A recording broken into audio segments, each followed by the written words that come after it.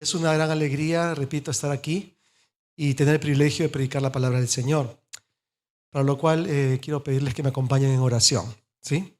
Vamos a orar. Padre Santo, Señor, Dios Todopoderoso, tú eres incomparable, Señor.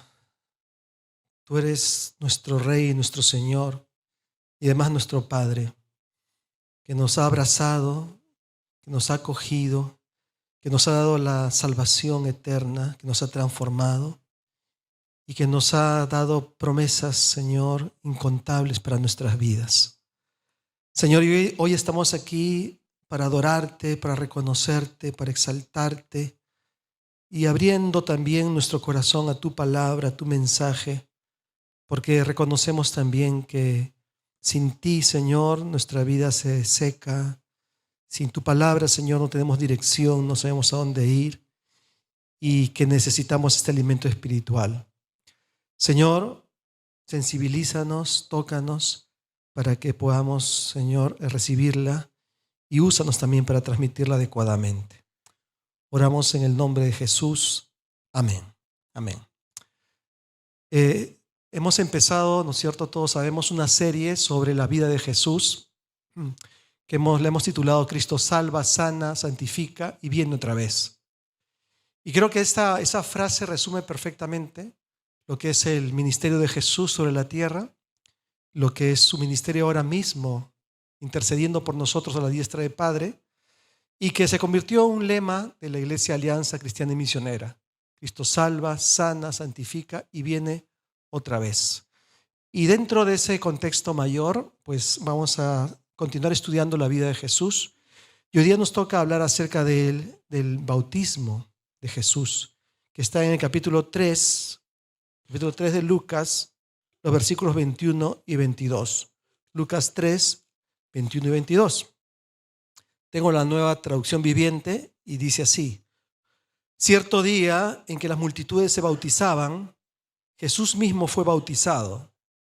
Mientras él oraba, los cielos se abrieron y el Espíritu Santo en forma visible descendió sobre él como una paloma. Y una voz dijo desde el cielo: tú eres mi Hijo muy amado y me das gran gozo. Muy bien, este es un pasaje que no ha dejado de llamar la atención a los estudiosos y comentaristas bíblicos porque aparentemente no había necesidad de que Jesús se bautizara. Porque estamos hablando en un momento en el cual Juan el Bautista tiene un ministerio tremendo.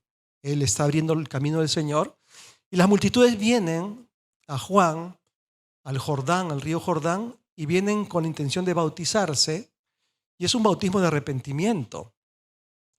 En realidad, los judíos no tenían la costumbre de bautizarse. Se bautizaban los prosélitos, es decir, los gentiles que querían llegar a ser judíos.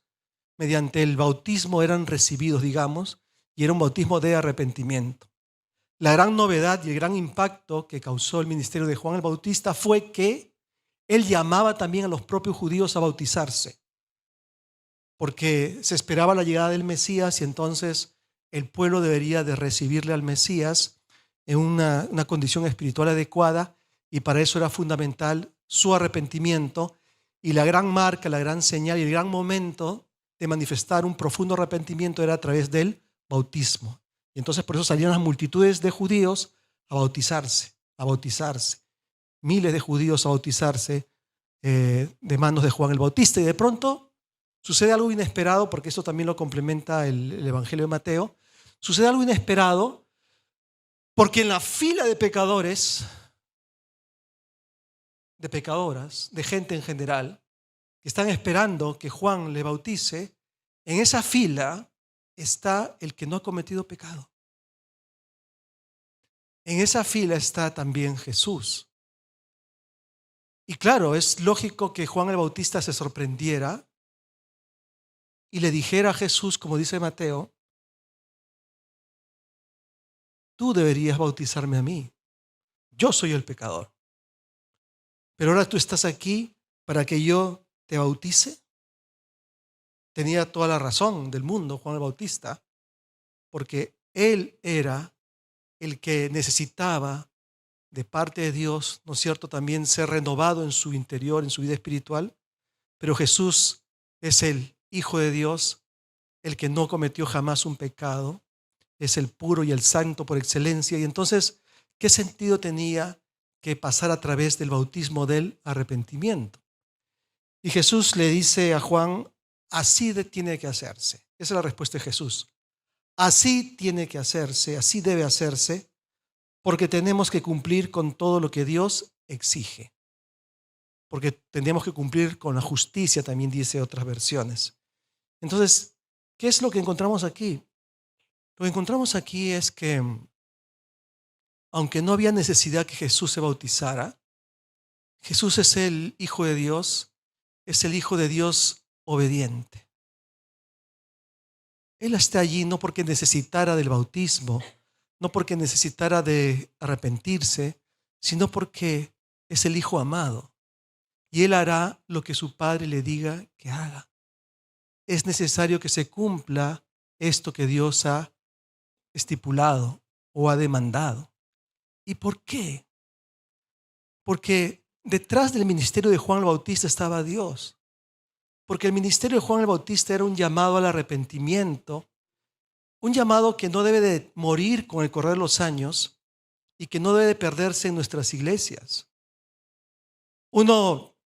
Llega el momento en que se encuentra con Cristo y se produce el gran arrepentimiento de la vida. El momento cuando te conviertes, cuando entregas tu vida al Señor. Pero ese no es el único momento en la vida en el cual uno debe arrepentirse, porque uno se va ensuciando y se va manchando. Y entonces el arrepentimiento es un llamado de parte de Dios, y detrás del ministerio de Juan el Bautista está el propio Dios que lo ha enviado para llamar al arrepentimiento a las personas. Y entonces el ministerio de Juan el Bautista necesita ser respaldado, necesita ser refrendado frente a los enemigos que le cuestionaban. Y la forma de respaldarle era que el propio Hijo de Dios hacía la fila con los pecadores. Eso por un lado. Y por otro lado también está el hecho de la identificación de Dios con los pecadores. O sea, Jesús no había venido para ponerse a un lado con los fariseos y los limpios y los puros, desechando entonces la gran masa pecadora, culpable. A través de la fila de pecadores en la cual está Jesús, lo que Jesús está diciendo ahí, yo he venido para estar con los pecadores. Yo he venido para estar con todos estos aquí, que cargados de pecados, de angustia, de aflicción, de dolor y de culpabilidad, están buscando una nueva vida. No he venido para alejarme y apartarme. Y es el mismo Jesús que nosotros hemos conocido, ¿no es cierto? Es el mismo Jesús que nosotros hemos conocido. Jesús está y se mueve entre los pecadores y entre nosotros para restaurarnos, para curarnos, para levantarnos. Su santidad nos cura y nos transforma. Por eso que en la profecía decía sobre Él que Él no apagará el pábilo que humea. Es decir, si tu vida tiene un poquito de existencia mínima, Él no dirá, pues ya no vale para nada, la desecho, sino que la volverá a encender. Si tú te sientes quebrado, pues Él no te aplastará porque estás quebrado, sino que lo que hará será sanar tu vida. Entonces Jesús estaba allí en la fila de pecadores. Y es allí también, hermanos, donde nosotros debemos estar. Por nuestros propios pecados, por supuesto, en la fila de pecadores, buscando la reconciliación con Dios, pero también en la fila de los pecadores para llevarles a Dios, para identificarnos con ellos. Esto es fundamental. Es fundamental que nosotros nunca lleguemos a pensar, ¿no es cierto?, que somos tan inmaculados y tan puros que no podemos sentarnos a la mesa de alguien que a lo mejor está muy mal con Dios. Y menos aún que lleguemos a pensar que tenemos el deber o ponernos en una situación en la cual podemos juzgar a esas personas. Hagamos fila con los pecadores, hermano, para llevarles a Dios, para mostrarles que nosotros mismos necesitamos de Dios. Y así estaba Jesús, así lo encontramos. Y entonces Jesús dice, es necesario cumplir todo lo que Dios exige. Y en ese momento, Momento glorioso porque, como dicen algunos, este es una bisagra en la vida de Jesús, ¿no? Es como en nuestras vidas. Hay momentos en nuestra vida que son momentos que la marcan porque pasamos una etapa distinta y diferente. Jesús está aquí, había estado con sus padres, se había criado con ellos, pero llegó el momento en que iniciara su ministerio público. Llegó el momento tan esperado en el cual él empezaría a darse a conocer con toda su gloria y todo su poder y todo su amor a la gente. Era el momento de abrir la puerta, un momento bisagra.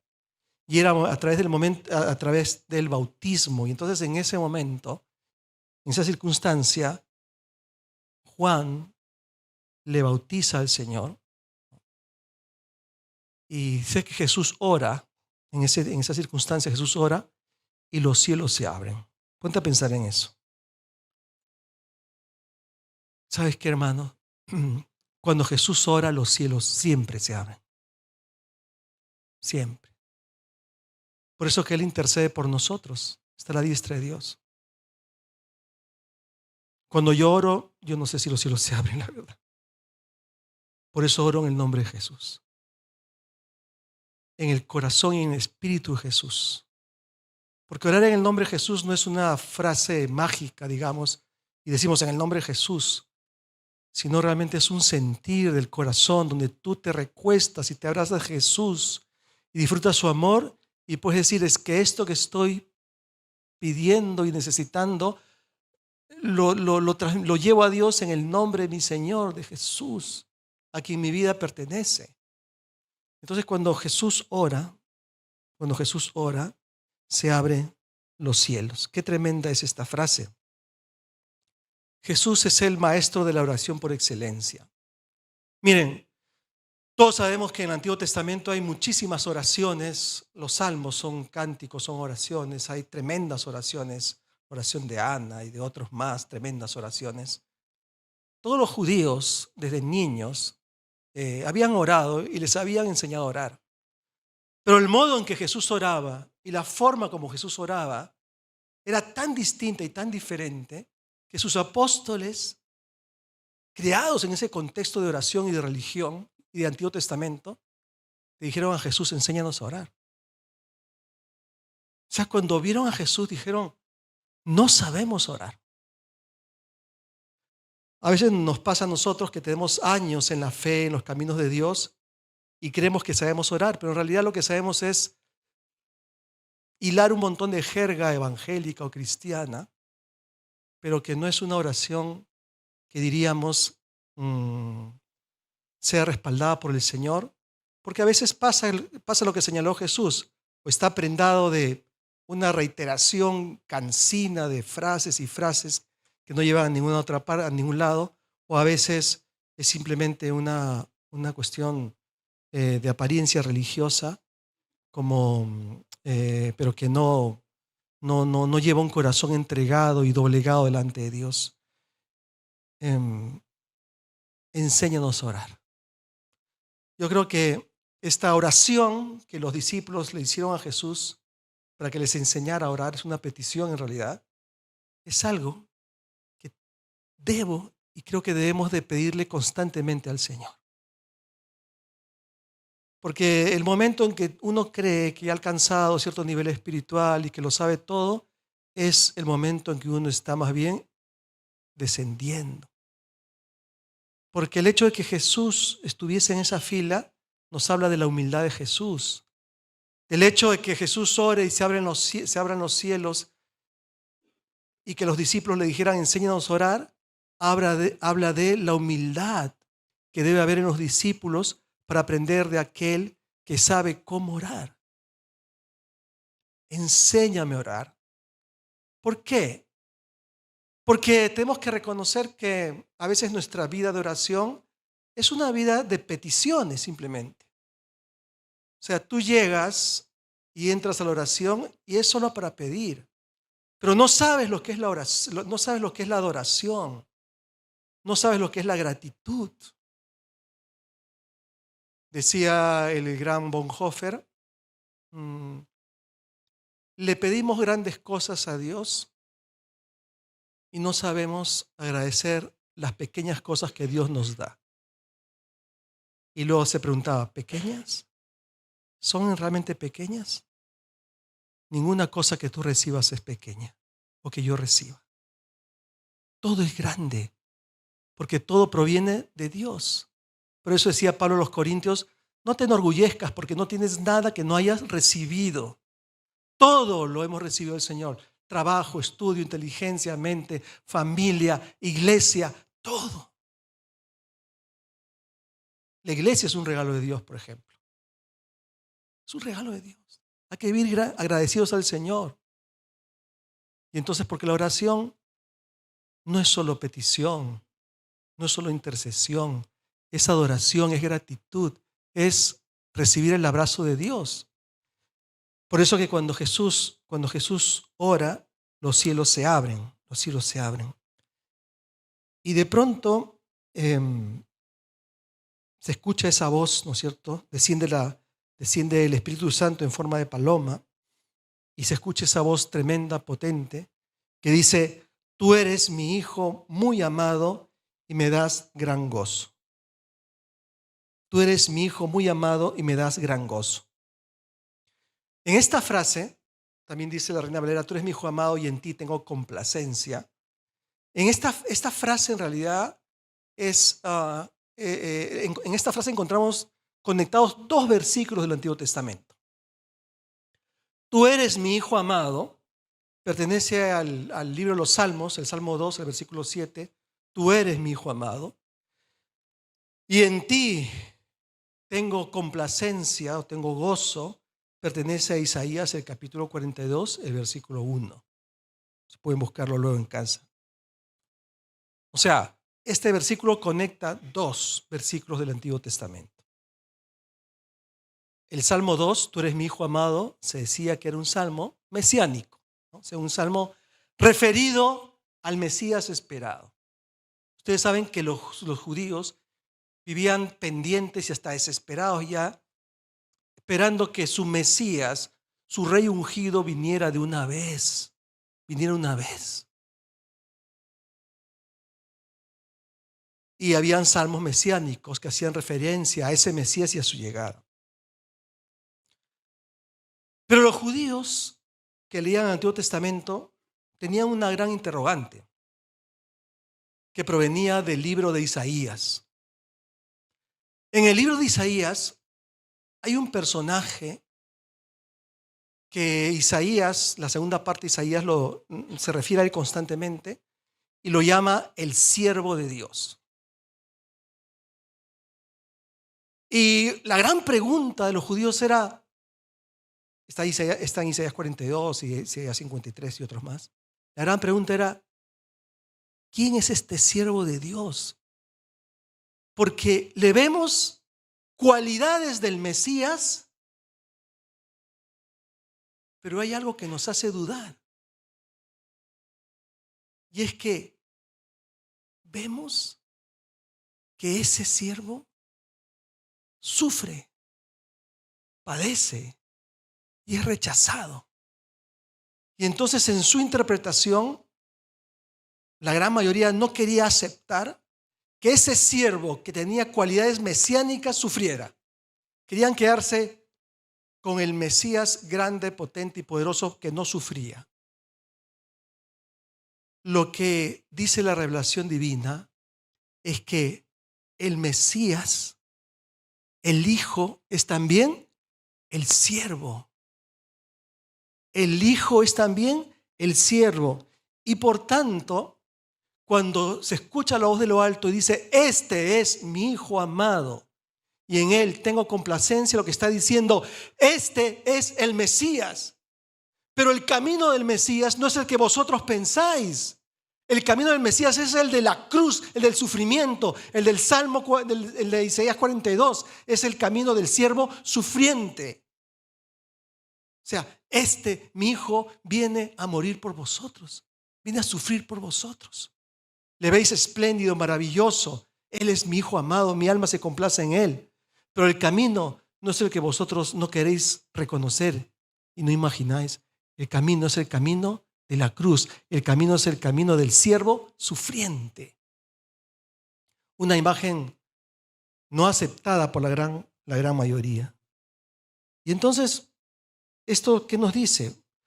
Pues que el trono de este hijo elegido, el elegido de Dios, el trono de él había de ser la cruz. Estaba destinado, sí, a ser tan conquistador como el Mesías, pero sus conquistas no se lograrían con armas de poder, sino con el amor. O sea, ese Mesías conquistaría los corazones no como ellos imaginaban, sino a través de su amor que se expresa con toda claridad en la cruz. En la cruz. Mira, cuando dudes del amor de Dios, porque a veces el diablo nos mete dudas, piensa en la cruz de Jesús. No pienses si te respondió tal o cual oración, no pienses si tienes trabajo o no tienes trabajo, si estás sano o enfermo. No, esas son circunstancias de la vida que pueden venir. Pero el gran signo del amor de Dios es la cruz. Ahí se ve todo el amor de Dios para nuestras vidas. El siervo sufriente que a través de la cruz venía a salvarnos. Este es mi Hijo amado, en él tengo complacencia. Y en cierta forma, queridos hermanos, cuando la iglesia sufre y padece, cuando tú sufres y padeces, estás en el camino del Mesías y de la cruz. ¿No es verdad? Porque eso es lo que enseña la palabra. A veces toca momentos de sufrimiento y de dolor. Estamos en el camino del Mesías. Ahora, pero algo más había ocurrido antes de escucharse la voz, y es que desciende el Espíritu Santo sobre él en forma de paloma. ¡Wow!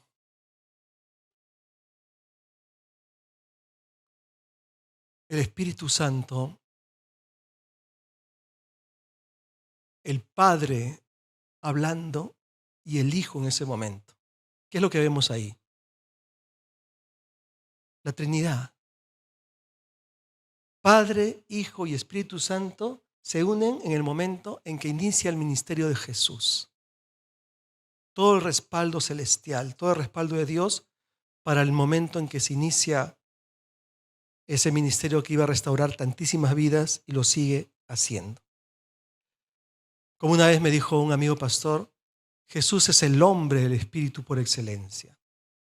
No se puede entender el ministerio de Jesús si no fuese por la obra del Espíritu Santo, el gran poder del Espíritu Santo a través de su vida. Pero curiosamente, dice Pablo, que nosotros podemos servir o vivir en la carne o en el Espíritu, cosa que no pasaba con Jesús. Uno puede predicar en la carne o puede predicar en el Espíritu. Uno puede dar un abrazo en la carne o puede dar un abrazo en el Espíritu. Uno puede servir en la carne o puede servir en el Espíritu. Eso Dios lo sabe. Y digo esto porque lo que debemos buscar siempre es vivir en el Espíritu. No que nuestra carne nos arrastre y nos lleve, sino que sea el Espíritu que nos gobierne, nos domine, como se manifiesta aquí con tanta claridad que ocurrió en el ministerio de Jesús. Desde el principio, el Espíritu Santo desciende sobre él y también está en nosotros. El Espíritu Santo está en nosotros y hay una batalla interior, por supuesto, entre el Espíritu y la carne, pero tenemos recursos para ministrar con poder, para superar nuestras dificultades. Tenemos recursos. Porque como dice Pablo, los que están en Cristo han crucificado la carne con sus pasiones y deseos. ¿Por qué? Porque vive el Espíritu Santo en ti. O sea, el cristiano que te diga, pues yo soy débil y no puedo y ya pues me he acostumbrado a esta vida así de esclavitud, de pobreza, porque yo sí creo pero no puedo, está en un grandísimo error. Porque si está en Cristo tiene el Espíritu y el Espíritu da poder y el Espíritu transforma y el Espíritu saca de cualquier situación de fragilidad o de debilidad. Jesús es el hombre del Espíritu, es el hombre poderoso. ¿Y cómo se llama el Espíritu? Espíritu Santo. ¿Por qué? Porque santifica. Entonces, como dije al principio, Cristo salva, sana, santifica. ¿A través de qué? De su Espíritu. Entonces yo entiendo que hay que la vida cristiana empieza en un momento de la conversión, pero a veces, aunque nos hemos convertido, hay cosas en nuestra vida que no superamos, no avanzamos, estamos como estancados y por años y ya acostumbrados. Pero esa no es la condición normal del cristiano. El cristiano que tiene el Espíritu Santo. Y el Espíritu Santo santifica, purifica. Uno se puede levantar de sus miserias, claro que sí. Y el que ahora vemos y le damos menos esperanzas de crecer espiritualmente, si deja que el Espíritu Santo obre en él, le podemos ver en situaciones inimaginables de bendición, de testimonio y de servicio al Señor. Eso es el Señor. Eso es lo que hace. Por eso que el cristianismo no es religión apagada y muerta de conformarnos siempre con andar en las mismas miserias y pecados, sino es la fe, es la relación con Dios que transforma la vida y me saca del hoyo. Te saca del hoyo. No importa cuán profundo sea ese hoyo en el cual estás, el Señor te saca, te saca. Y no importa la condición en la cual pueda estar tu familia, tu matrimonio, lo que fuese, el Señor te ayuda y te transforma. Porque es la fe transformadora y potente, porque es el Espíritu Santo el que se mueve en la vida de los creyentes. Nosotros no somos moralistas, nosotros no queremos ser buena gente, no queremos ser buenitas personas, queremos ser a la imagen de Jesús. Queremos ser transformados, como dice la palabra, a la imagen de Jesús. Y eso no se logra por la voluntad. Sería imposible. Se logra a través de la obra del Espíritu Santo en nuestras vidas. De ahí la necesidad entonces de la entrega, de la oración, del clamor, para que ese Espíritu se mueva en nosotros y podamos ministrar incluso también en su poder. Él es el Hijo amado. Jesús es el Hijo amado. Miren, Jesús tiene la misma naturaleza de Dios, ¿no es cierto? Él es Dios. El Verbo se hizo carne. El Verbo es Dios. Estaba con Dios y Él es Dios. Tiene la naturaleza divina. Cuando se encarnó, no se mostraba esa naturaleza divina porque tomó la naturaleza también humana, pero no la perdió. El resplandor quedó a un lado, pero no perdió su naturaleza divina. Seguía siendo 100% Dios, 100% hombre. Se había encarnado. Jesús es hijo de Dios por naturaleza. Por eso que es el unigénito, el único. Ni los ángeles ni los seres humanos somos hijos de Dios como Él. Pero en nuestro caso, los hombres, dice Pablo, que si no estamos en Cristo somos hijos de perdición. Y Jesús le va a llamar a los judíos religiosos hijos del diablo porque me queréis matar. Y todos sabemos lo que dice Juan, que llegamos a ser hijos de Dios cuando ¿qué? A todos los que le recibieron, los que creen en su nombre, les dio potestad de ser hechos hijos de Dios, los cuales no son engendrados por voluntad de carne o sangre, ni de varón ni de mujer, sino voluntad de Dios. O sea, tú no eres hijo de Dios por naturaleza. Tú eres hijo de Dios cuando has recibido a Jesús en tu corazón, te has entregado a Él. Y eso es un misterio tan profundo y tan grande del amor de Dios, que has recibido esa bendición, no porque algún hombre o una persona lo deseara, ni porque te hubieran concebido, sino porque Dios lo ha querido. Por voluntad de Dios, voluntad divina. Mira el gran privilegio que tenemos. Y frente a eso, Pablo va a decir, Jesús es nuestro hermano mayor. Él es el Hijo de Dios por naturaleza. Nosotros, ¿por qué lo somos? Dice en Romanos Pablo, por adopción. Esa es la figura que Pablo encuentra. Así como en esta tierra hay hijos naturales y hay hijos adoptados, pues en la esfera de la fe, Jesús es el único, es el Hijo natural, y nosotros somos por adopción. Y eso, en vez de ir en contra de nosotros, nos revela algo muy grande de parte de Dios. ¿Por qué? Porque en esta vida nosotros a nuestros hijos naturales los queremos porque son nuestros hijos naturales. Los hemos parido, los hemos criado, los hemos tenido. Son nuestros hijos, llevan nuestra sangre. Pero cuando una persona decide adoptar a alguien que no tiene ningún vínculo con él, que no es de su familia, que no es de su sangre, que no es nada, y lo adopta, se está viendo con toda claridad que hay algo que le lleva a hacer eso, que es amor puro. Porque no tiene ningún deber con esta persona, no tiene ninguna responsabilidad. Con los suyos sí, por supuesto. Y entonces, cuando nosotros hemos llegado a ser hijos de Dios por adopción, lo que está diciendo Pablo es: mira cuánto te ama Dios. Porque por naturaleza no lo éramos, no lo somos. Lo somos porque Él lo ha querido. En su corazón ha querido adoptarnos, nos hemos hecho hijos de Dios y nos ha hecho coherederos con Jesucristo. Todo es por Jesucristo.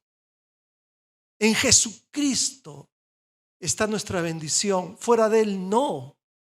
Por Jesús somos hijos de Dios y eso revela su gran amor. Y por tanto, ya no somos esclavos, ¿no es cierto? Ya no somos esclavos. Y por lo tanto, quien tiene un Padre celestial ha dejado de ser un huérfano. Hay gente, ustedes saben, que tiene papá y mamá, pero espiritualmente son huérfanos. No tienen un Padre celestial. Nosotros tenemos un Padre espiritual. Ayer tuvimos una escuela de oración muy bonita y el maestro decía en la lección algo muy importante, ¿no? Y a pesar de eso, y aún habiendo sido recibidos por el amor de Dios que nos ha hecho sus hijos, y a pesar de eso, ¿por qué? ¿Por qué? ¿Por qué vivimos como huérfanos? ¿Por qué vives como huérfano? Como si no tuvieras un Dios que te ama, que te acoge, que te ayuda, que está contigo. ¿Por qué tanto miedo? ¿Por qué tanta ansiedad? ¿Por qué tanto temor? ¿Por qué vivimos como si no tuviéramos nuestro Padre Celestial? Si aún los pajaritos lo saben, porque Él los alimenta. No somos huérfanos. Y entonces, en verdad, como que se ha metido a veces en nuestros corazones como una especie de espíritu de orfandad, ¿no? Tenemos un Padre, pero hay pensamientos, hay ideas que se meten en nuestra mente y que nos hacen pensar que estamos solos, que no tenemos a nadie. Frente a eso, ¿sabes qué? Recuerda permanentemente que el Padre te ama. Y su amor llena todo lo que nos haya faltado. Miren, yo casi no viví con mi padre. Emocionalmente tenía un hueco gigantesco. Y ese hueco gigantesco me pudo haber llevado a vivir una vida muy lamentable y muy triste. ¿Quién llenó ese hueco? ¿Quién? Mi Padre que está arriba, porque no soy huérfano. Porque tú no eres huérfano, no eres huérfana. Tienes un Padre celestial. Y aunque biológicamente hayas tenido o no hayas tenido un padre, siempre se crean vacíos en el interior. Pero ese Padre celestial te ama y está contigo. Y su amor sana. Y su amor cura. Su abrazo es un abrazo incomparable. Y ahí con Él te sientes seguro. Por eso Jesús llega a decir a sus discípulos: así como el Padre me ha amado, así también yo os he amado. Qué precioso. Ese es el amor. Es el mismo amor que va fluyendo a través de Jesús y llega a nosotros, el amor del Padre. Por tanto, otra vez citando al apóstol Pablo, nada ni nadie nos podrá separar del amor de Dios que es en Cristo Jesús. En Cristo Jesús. Este Cristo que inicia su ministerio mediante el bautismo de Juan el Bautista. Es el mismo Jesús en quien Pablo dice que nosotros estamos escondidos en Él. O sea, ¿qué significa? Miren, yo ahora tengo nietos, gracias a Dios, ¿no? Tengo 3 nietos y me vienen 2 más, ¿no? Y me pasa que cuando veo a mis nietos, veo a mis hijos. ¿Los que tienen nietos les pasa eso? ¿Sí? O sea, yo les veo y me acuerdo de mis hijos de pequeños. O sea, tienen sus características. Les veo a ellos y veo a mis hijos. Cuando dice Pablo que estamos escondidos en Cristo, ¿qué quiere decir esto? Que cuando el Señor te ve a ti, ¿a quién más ve? A Cristo. Porque tú estás en Cristo. Y entonces el amor del Padre a Cristo es el amor del Padre a ti también a través de Cristo. Porque el Padre está formando en ti la imagen de Cristo. Quizás tú no te has dado cuenta, pero otros sí se van dando cuenta de lo que Dios va haciendo en tu vida. Y a lo mejor una persona muy ansiosa, muy complicada, te has vuelto una persona confiada y de fe y que vive en la calma, ¿no? Quizás una situación de ser una persona ligada o doblegada por la mentira, te vas convirtiendo en una persona muy veraz, llena de Dios. ¿Por qué? Porque estás en Cristo. En Cristo Jesús, el amor del Padre se está dejando notar en tu vida. Entonces, en este sentido, vive en ese Espíritu de Dios que descendió sobre Jesús. No vivas en ese espíritu falso y mentiroso de orfandad que te susurra al oído y que te dice que no eres amado. Eso es mentira. Porque Jesús está en la cola contigo, ¿me entiendes? Jesús hace la fila contigo. No le creas ese espíritu falso que te dice que tú no eres amado. No le creas ese espíritu que te dice que eres un fraude, que eres un fracaso. Deja que el Espíritu Santo te hable. Yo he sido creyente desde muy, muy adolescente, de los 15 años, y ya cuando me hice joven tenía mis luchas en mi juventud, eh, y a veces me sentía tan fracasado, tan lejos de Dios, a pesar de que iba a la iglesia. Y recuerdo que una vez estaba sentado ahí en la calle, ahí en un parque, diciendo, soy tan desastre que será mejor que nunca más vuelva a la iglesia, que no vuelva a la iglesia. Yo creía que eran mis pensamientos,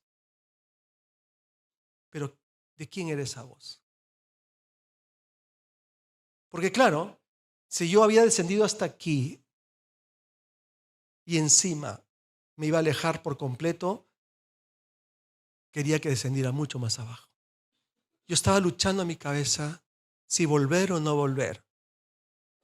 Y allí, de forma milagrosa, escuché esa otra voz de Dios que me dijo, es que mi voz nunca te diría que por ser un fracaso no vuelvas a la iglesia. Mi voz te diría lo contrario.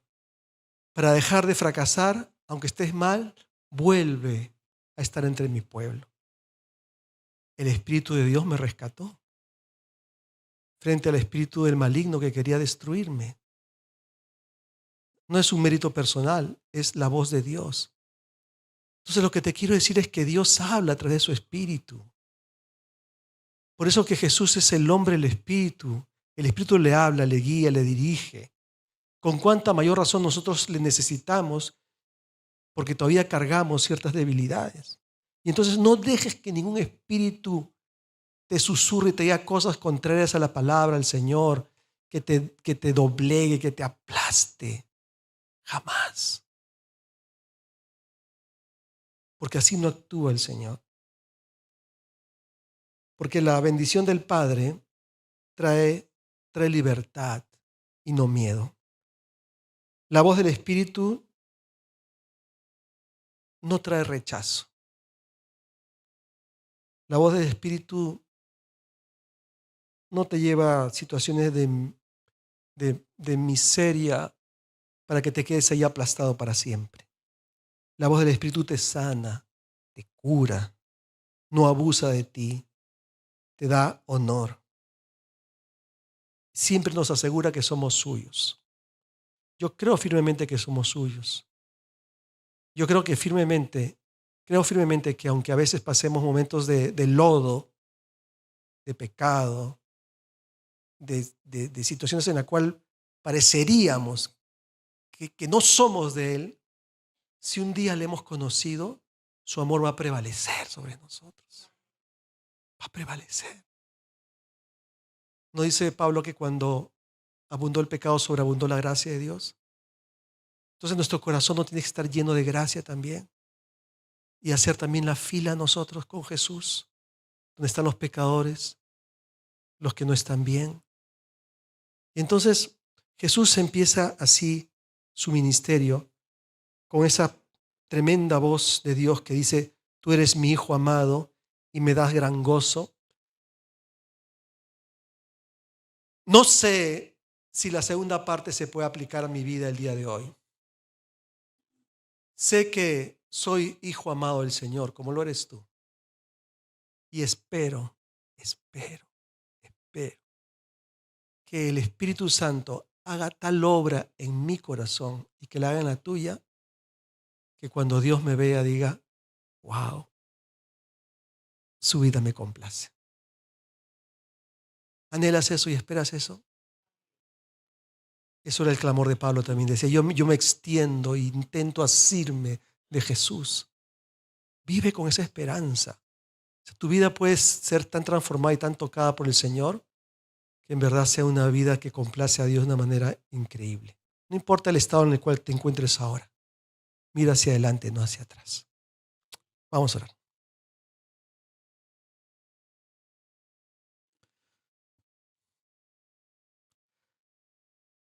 Padre, estamos aquí, Señor, delante de ti.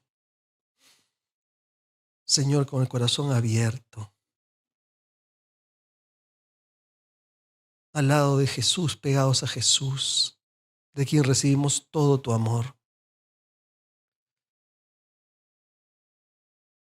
Así como estamos, querido hermano, yo quiero invitarte a que, si tú te sientes lejos de Dios, sucio, manchado, te quiero decir una cosa: Jesús está a tu lado.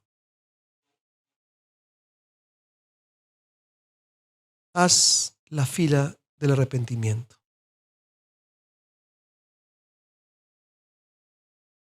Busca al Señor. Llénate del Señor. Quizás necesites pasar por el arrepentimiento. Una especie de rebautismo espiritual.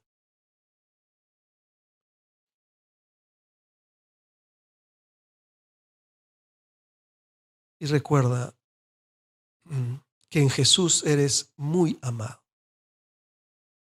Muy amado. Tan amado que Dios puede hacer una obra tan potente en ti que en Cristo Jesús tu vida le complazca, le llene de gozo. Buen siervo fiel, te diga el Señor. Sí, Señor, nos ponemos en tus manos para que tú obres en nuestros corazones según lo que necesitemos cada uno. Que otorgues una gracia, Señor, según lo que cada uno aquí necesitamos, Señor, para seguir avanzando en nuestro camino. No dejes a ninguno de los que está aquí hundido o aplastado, Señor, sino ha sido de Jesús que camine, Señor, contigo, confiando en tu amor y en el poder de tu presencia y tu Espíritu Santo. Oramos en el nombre de Jesús. Amén.